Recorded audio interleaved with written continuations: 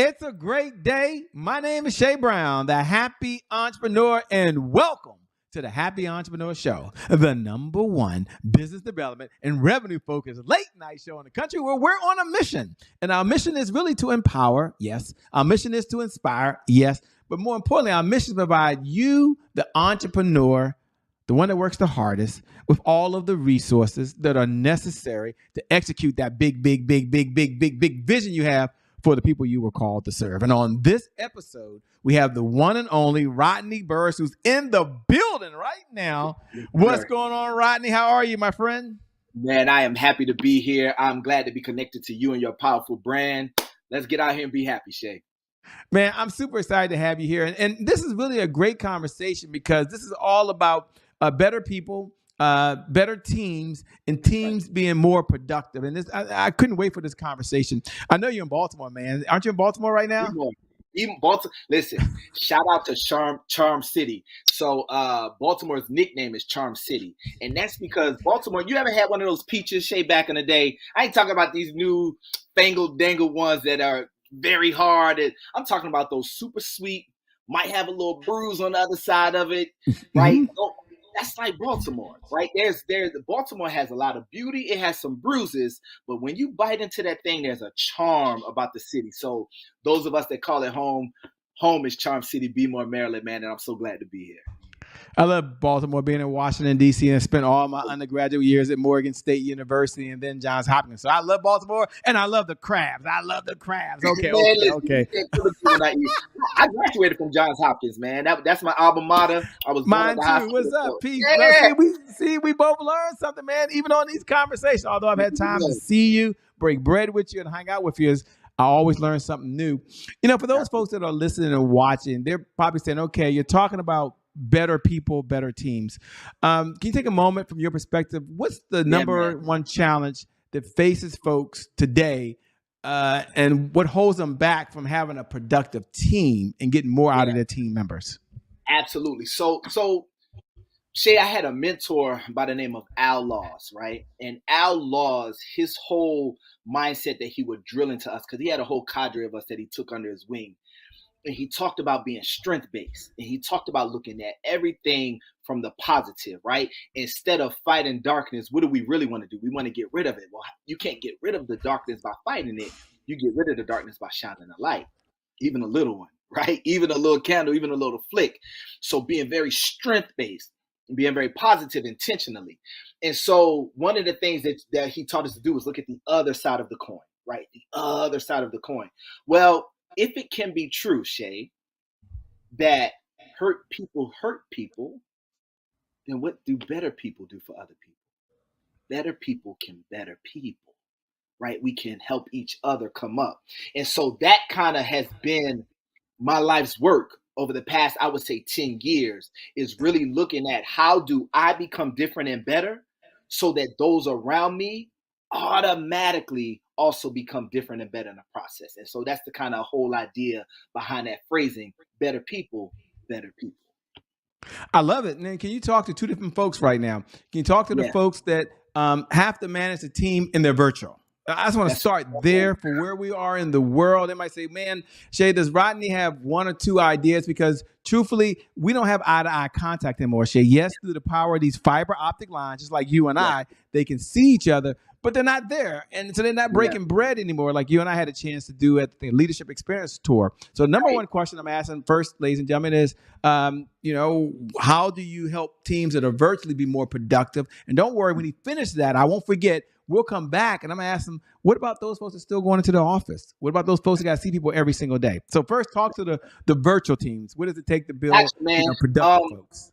So I have a contract, Shay, with the Federal Department of Education, right? I'm very blessed, grateful, honored to have this contract while I'm dealing with the leaders. The Federal Department of Education, based in DC, is a team of 4,000 people. They undergird public education in the country, right? I am working on personal development trainers with their top leaders, which is a phenomenal opportunity. I share that, Shay, because one of those gentlemen was dealing with this issue right here. He's a little bit older than myself. They're moving from being completely virtual to kind of like this hybrid thing, like back in the office some, and what do those policies look like? And so we were doing what's called discovery, right? The first call is, Rod, we need some help. Can you fix it? Right? Like that's kind of like the first call, right? And I have a colleague that I work with as well. And so instead of just jumping in and just throwing stuff at the wall, you kind of just do some Q&A, like, well, tell me a little bit more. Well, one of the things, and it's the first tidbit that I'm going to share out of our conversation, and maybe a portion of this applies, is they didn't have a new set of agreed upon policies of how they wanted to work. It was expectations, right? Kind of the unspoken rules. Well, the problem with that is point blank obvious. But it's so point blank obvious that we miss it, right? It's so like we think about right now, right? I'm in my little studio office space, and you think all around me is nothing, each of us, right? But the air is full. The air is replete with life and molecules, and we know this, but we know it so much that we miss it. And so the fact that there were unspoken rules floating around, I asked him, and I wanted to say his name so bad because I use his name, but out of respect, I'm not going to say his name. But I said, so how was their feedback on the new policy of coming back to the office? He was like, young man, we don't have one of those. He was like, I guess we got to start at the basics. So some of this stuff might be that simple, right? Dealing with the virtual team. That's the first bit, just kind of coming up with our new policy. And I say joint input, right? Going back to the mentor that I mentioned a little bit ago, Al Loss. The work that we did when I was under his tutorship, I would say, it was dealing with therapeutic foster care. And so these families had really, really challenging children situations. And he was like, when you're coming up with house rules for them, you'll do better if you invite them to the table for their rewards and also for the punishment, right? And if they agree upon what the reward is for making a goal and what the punishment is for not meeting it, you have much more buy-in. That's a human dynamic, right? That works for all. That's not just for therapeutic teenagers in foster care. That's any of us. So that's the first tidbit, coming up with a new set of policies that fit what we're trying to do in these team members with equal buy-in. The second thing, and this is about emotional intelligence. And this is how you level up a team's emotional intelligence like this in 7 to 8 words. You ready for this? Yes. If it were me, I would like. That's it. If it were me, I would like. If I was home and my supervisor was trying to get in touch with me, and I had the microwave going, and I got a toaster strudel over here, and I got my pet dog, cat, hamster, gerbil, parakeet on my shoulder, how would I like my supervisor to interact with me? If it were me, I would like. And that phraseology levels up emotional intelligence. And it puts us in a situation of y'all better, y'all need to, you know what you got to fix, you know what I don't like. Go. That's one part of it, right? But the other part of it, all of a sudden, when I'm in that seat and I'm looking across from the person that's receiving it, what would I like if that was my grandma on trial, right? Because when it's somebody else that's on trial, they're a bad person. Oh, they so bad, Shay. They're the most evil. How could they ever? Let it be my Nana. Let's see what y'all didn't realize. See, Nana not really like this all the time. Y'all made, well, what if it was always my Nana? What if that was the lens I took? That levels up emotional intelligence like that. And simply reminding ourselves in situations, I'm getting mad, I'm getting agitated, right? And we use those as indicator. I had I was very proud, Shay. I started about 2 or 3 years ago. Right before the start of COVID, I got enrolled into counseling. And I was so anti-counseling prior to then, Shay. I was like, that's for crazy people. I ain't doing that. You know, I grew up hard in like the church world. So you need to go to church more. If you got to go to the counseling, you need to get your butt back in services all throughout the week. And I was exposed to more and more people that was like, Rodney, you should try it out. It's really working for me. And I'm like, I ain't doing it. I fought it for a long time. Eventually, I logged into and I embraced it. And one of the tidbits that came out of those sessions for me, Shay, the gentleman said, when you have these cues, when you see yourself responding, feeling, thinking, he was like, train yourself to use that as indicators about something else, right? And so for this piece that we're talking about, when I'm getting agitated as a supervisor, as a leader, as a boss, as a manager, as a director, when I'm getting annoyed, when they're not showing up how I need them to do, use that, the sensation of that frustration, training myself to identify that as a cue, not to come up with more laws or policies or do it right up, perhaps, but training myself to say, if it were me, I would like, boom. And then from that lens, we're embracing the opportunity. We're looking for the win and the mutual rise, because better people. I love that. Better people make better people. I mean, I love that. You broke that down. I love the example. And I just wanted to slow down for a moment and take a minute and talk to the small entrepreneur, because they can apply those same principles that maybe having one or two or three folks who are contractors, right? They're on their team, but they're still a team, but they're a contract. And the reason I asked that question, Rodney, if you give an example from that view of the world, is that probably 70% of our audience that are watching, they're dualpreneurs. These are folks who work all day 9 to 5. They come and they run their business all evening, another 8 hours. They might take care of their family. They might take care of the husband or the wife, the dog, the kids. They're involved in the community, and they're stepping back saying, you know what, but what can I, the entrepreneur, do that's taking on a small team? So here's the question. What are your 1, 2, 3s for the person that has what you call 1099s are people that they hired? They're on their team and they do pay them, but how can they get the best results out of them as well? So first of all, I just want to honor that lifestyle and that struggle, right? Let's just start right there. Having the benefit of a whole corporation or organization that gives us overhead and all that kind of stuff, we can take that for granted when we're just 9 to 5, right? But when we decide to go out there and be happy entrepreneurs, quote unquote happy entrepreneurs, that's a completely different lifestyle. Is one that I definitely can identify with. In those situations, yes, we have clients, but those are also collaborators, right? Those are not just people that work for us, but those are people that we are hoping that we have mutual interest in, right? That can get frustrating, especially when it seems like things aren't moving, right? Like, I need you to do. And it's tough. The old adage, Shay, is it's hard to change the tire once the car's in motion, right? And sometimes we find ourselves in situations, let me just speak for myself, where you got to ride that thing out, right? Where this particular initiative or this thing and is not doing exactly what you need, but to change it right now is going to be costly, right? It's going to be a whole lot more money.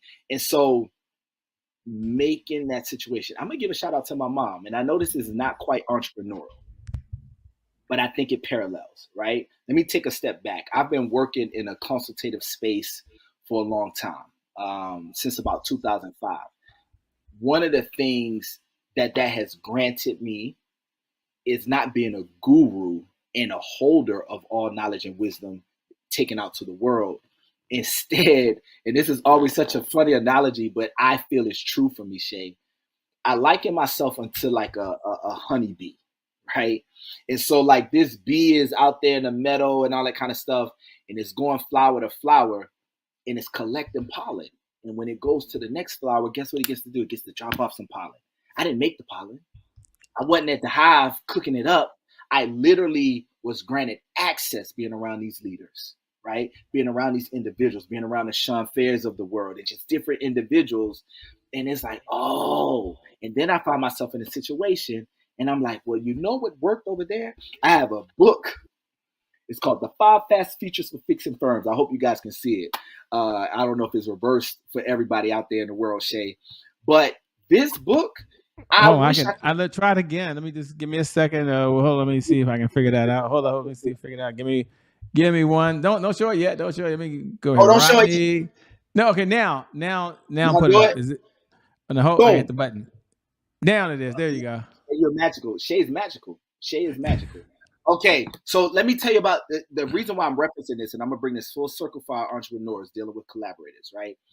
This little booklet is not the product of a super brain genius Rodney C. Burris sitting down. I like to think of myself as a genius. I would love to be, but if I'm being completely truthful, Shay, this book is the product of being around this leader, this executive director, this president, this management team over the years since 2005. And after 17 years, I started noticing trends and patterns. Like, oh, this is how the top leaders approach this. This is how they approach that.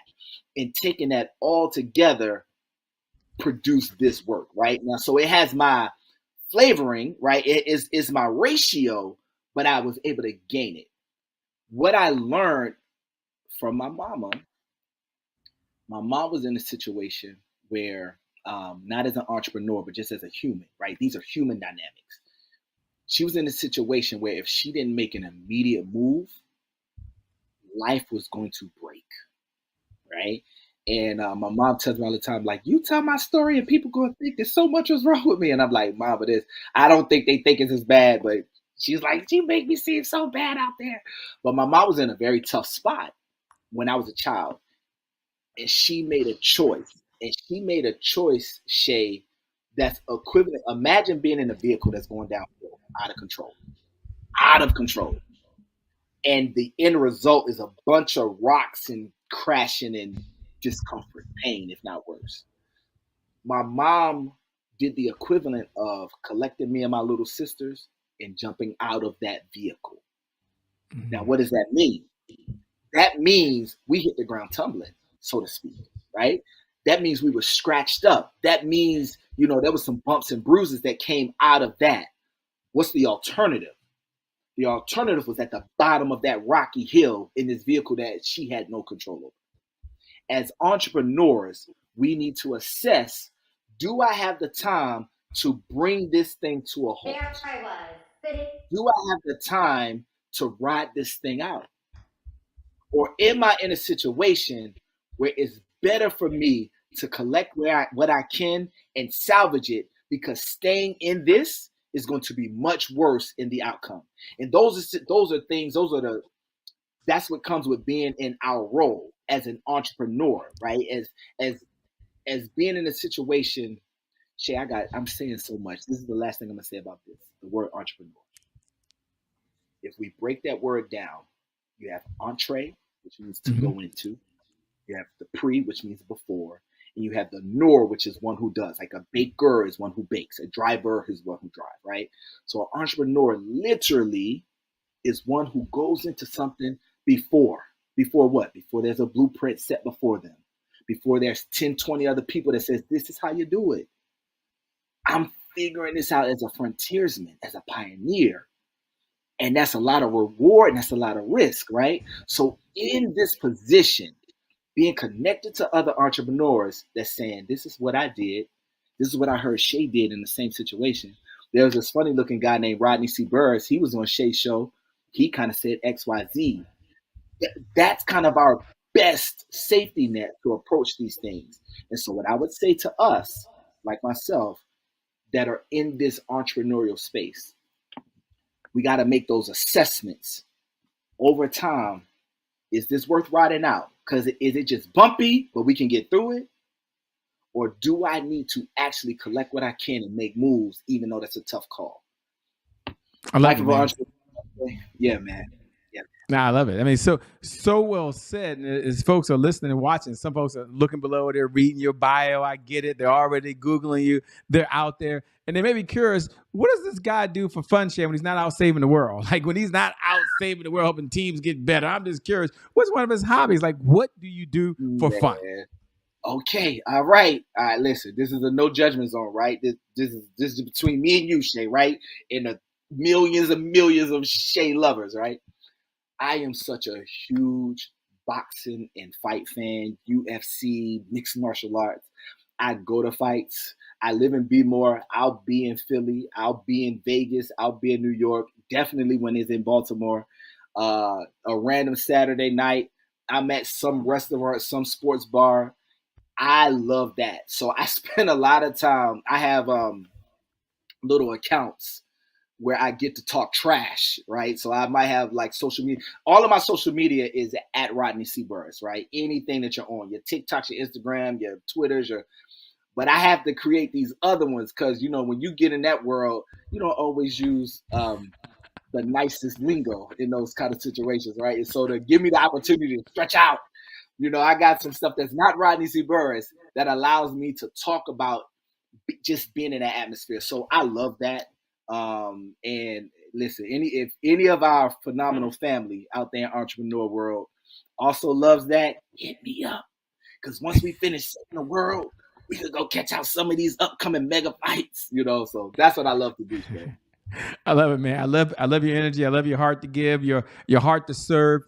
We have a segment here at the show called "Today is my January 1st." And for those folks that tune in every night at 11 p.m. Eastern Standard Time, you can go ahead and say those words. Or if you're one of the folks that subscribe and you follow us on YouTube or any of the social media platforms over at I am Shay Brown, you can go and say those words. Today is my January 1st. And for those folks that are new, welcome to the family. We're glad to have you aboard. Today is my January 1st is our personal mantra at the show. It represents a do-over. Today is my January 1st represents a fresh start. It means our past no longer equals our future. And we're not going to wait till December 31st at 11:59 p.m. on the back of a napkin to declare we're ready to get going. No, it's our happy new year time now. So my question to Rodney, when he hears those words, today is my January 1st, what do you hear? And what does it mean to you, man? Man, I've recently entered into a January 1st, man, a new beginning, right? A fresh start. That for me, there's a gentleman, and I am going to use his name, that I decided to buy into his system. And I mean that from a mental state, like really kind of taking a position of humility. So I'm going to say his name is Dr. Will Moreland, right? And I believe you're familiar with him, Shay. He's a mega powerhouse in our world as it relates to training and speaking and development. And I met Dr. Moreland as a colleague, right? A couple of years ago. And he and I, you know, touched on, well, let's work together this way, that way. And a whole bunch of things went up and down and we never really launched anything. And over time, you know, you just stay connected to people. And I've been fairly successful in what I do. I ain't been in no private jet, Shay, like this brother. I listen, I'm not hobnobbing with the multi millionaires of the world like this brother. And so I was just watching it like, man, that's pretty cool. That's pretty, man, that's really, really nice. And one day, man, I go for morning walks, exercise, run. It depends on what I try to move my body in an exercising way every single morning, every day. I eat every day, sleep every day, right?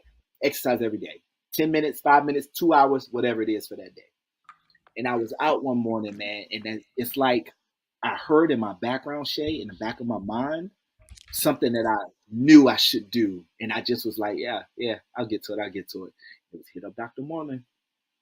Like, it's time to level up this way. It's time to get into that system. That's a friend of mine. I'm not about to get up under him like one of the little.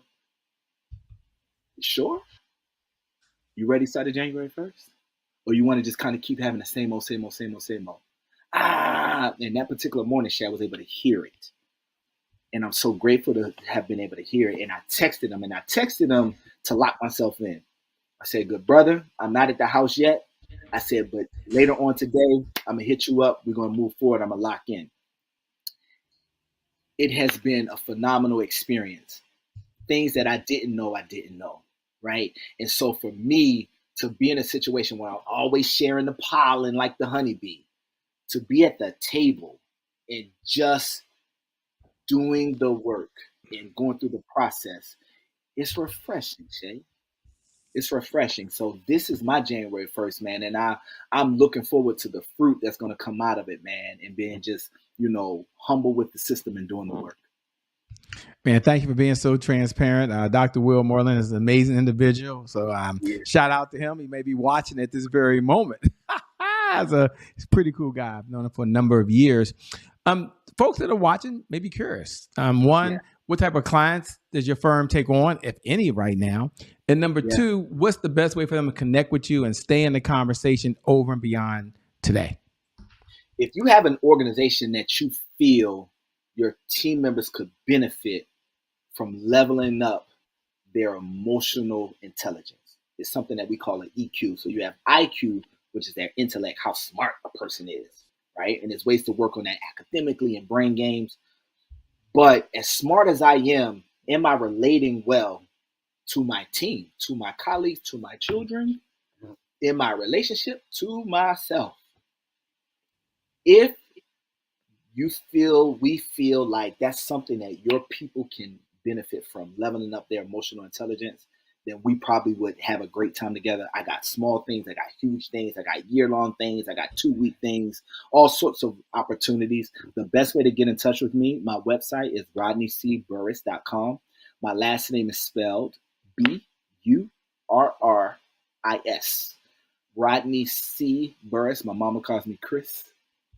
So that's what the C stands for, Rodney C. Burris. And again, that's all over social media. I would love to explore conversation. Shay, thank you so much, man, for inviting me on the show. Thank you for being on the Happy Entrepreneur Show, man. We appreciate you. Keep making a big difference in the world. Looking forward to seeing you, man, having eye-to-eye contact and breaking bread again. I can't wait. Absolutely. Good to see you, and Shay. let me also say thank you as well. You, the viewers, you, the folks that show up every night at 11 p.m. Eastern Standard Time, no matter if you're downloading the podcast, which you can find us at the Happy Entrepreneur Show, or you're tuning in live, or you're watching this replay right now. I always like to remind you that you're amazing. I want to remind you that you're awesome, and that for you today is your January 1st. And because of that reason, I believe for you, your best is yet to come. Your best is yet to come. Your best is still yet to come. And so with that being said, my name, in case you forgot, is Shay Brown, the Happy Entrepreneur. Remember that time is long. It really is. Life on the other side is very, very short. So we got to live in that moment, and we got to make it count. God bless and wish you success. Thanks a lot, Rodney. You're amazing. We out of here. Peace, everyone. We'll see y'all on the other side.